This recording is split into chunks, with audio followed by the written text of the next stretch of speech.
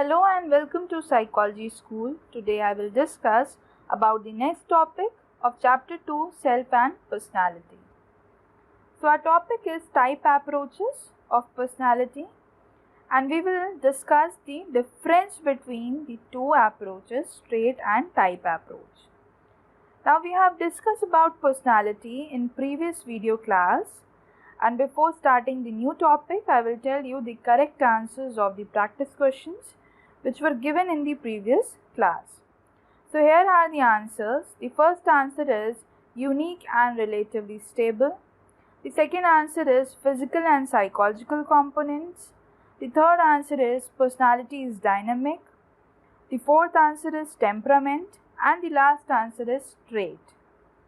Now moving on to the next topic, that is approaches of personality. In chapter 1, you may have discussed or studied about intelligence and different theories which were given by various psychologists for defining and understanding intelligence. So similarly, various psychologists have developed different theories to understand and to explain personality.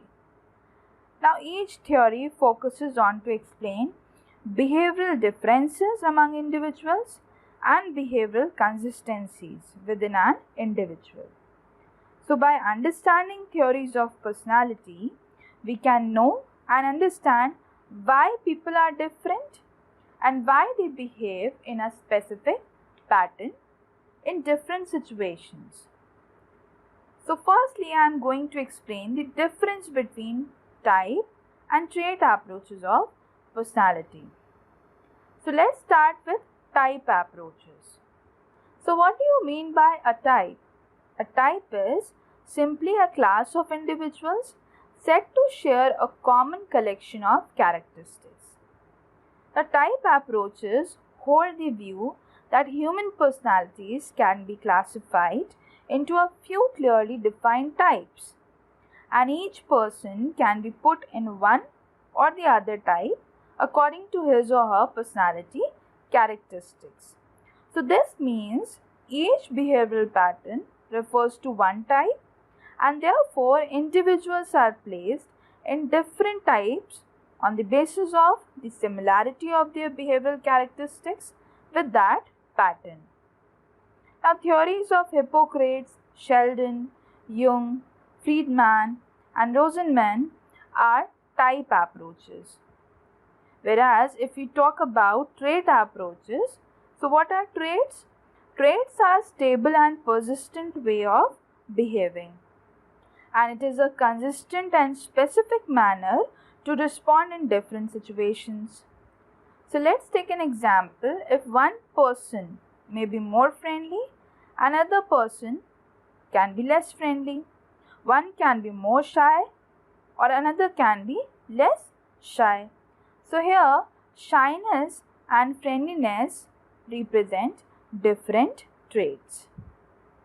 Now trait approaches focuses on the specific psychological attributes or traits for identifying and describing the personality of an individual. So these were the differences between trait and type approaches. The major theories of trait approaches include the theories of Allport, Cattell and Ising. Now moving on to the another approach of personality, which is interactional approach.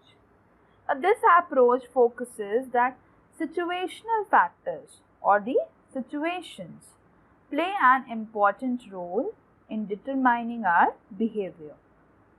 And according to this approach, people may behave according to the situations present in their environment and not because of their internal personality traits. So the influence of the situations on their personality can be observed through their behavior, such as in places like a market or a courtroom.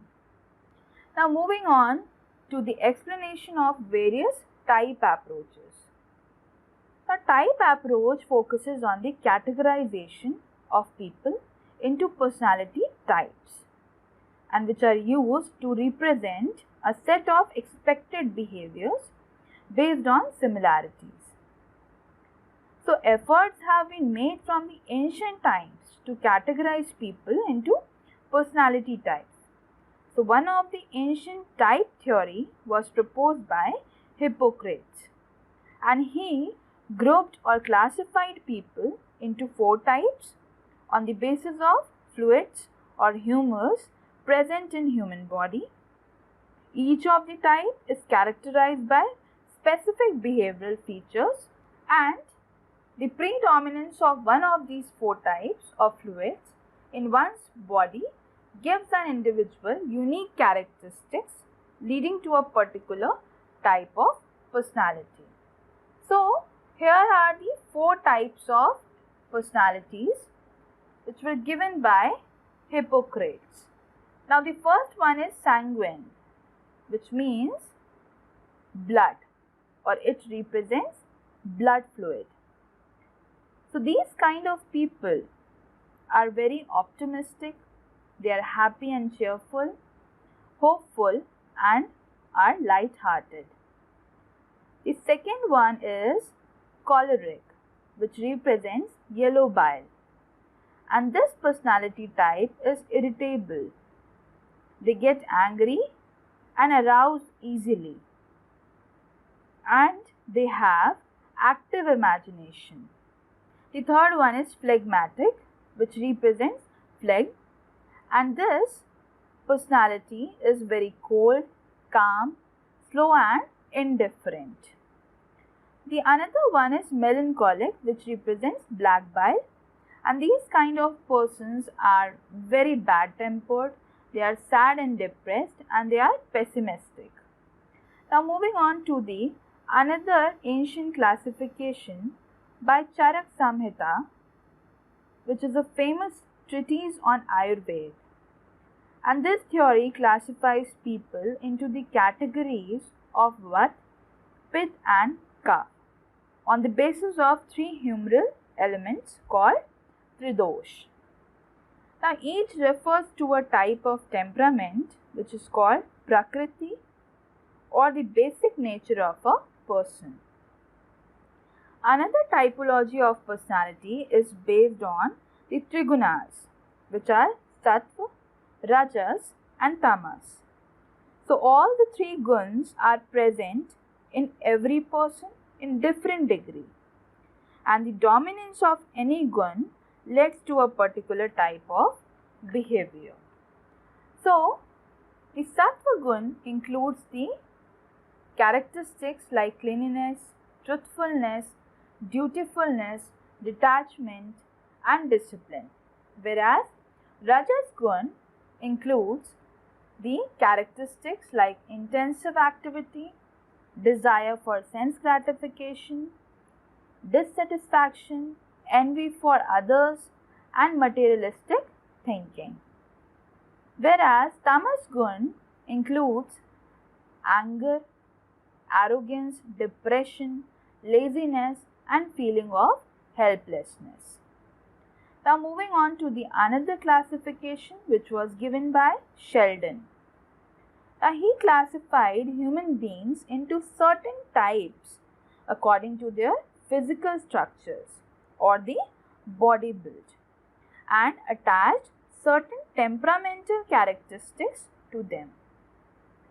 So Sheldon identified 3 types of body types and then associated with them the 3 types of temperaments.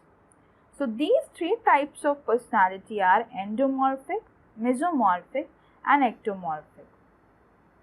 As you can see in this table, the endomorphic personality, they are fat, soft and round, and their nature is relaxed, they are sociable, easygoing and affectionate.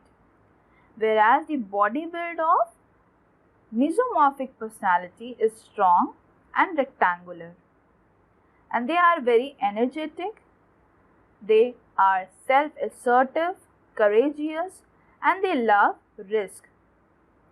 Whereas ectomorphic personality is thin, long and fragile in body build. and they are brainy, artistic, introvert and pessimistic. They are reserved and unsociable. Now moving on to the another classification given by Jung. He classified people into two different types, introverts and extroverts. So, Jung classified human beings into two different types according to their social participation and the interest they take in social activities.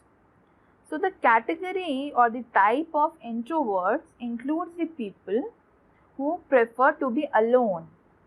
They tend to avoid others. They withdraw themselves in the face of emotional conflicts, and they are very rigid and shy. Whereas extroverts are sociable. They are outgoing, they are flexible, and they are drawn to occupations that allow dealing directly with people. They react to stress by trying to lose themselves among people and social activity. Now moving on to the another classification which was given by Friedman and Rosenman.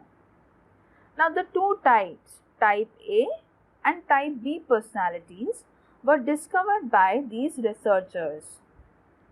So these researchers classified people on the basis of their personality traits, and then they point out which type of people are more prone to heart diseases, particularly coronary heart disease, and they try to identify psychosocial risk factors when they discover these types.